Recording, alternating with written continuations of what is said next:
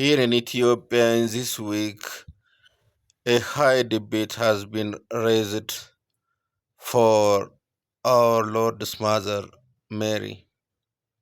Some bishops and priests are saying that Mary isn't a ransom for our sin.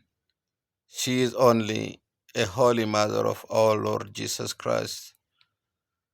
But other bishops and priests are opposing these ideas, and they are bringing their ideas that saying she is also a ransom. She has been considered as a ransom in Orthodox Church of Ethiopia, for she had been paid a sacrifice to our sins since the inception of our Lord's Holy Spirit in her womb.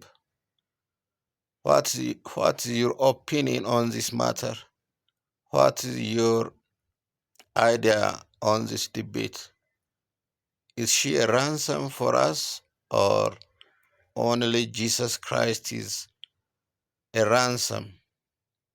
Put your opinions on the comment section.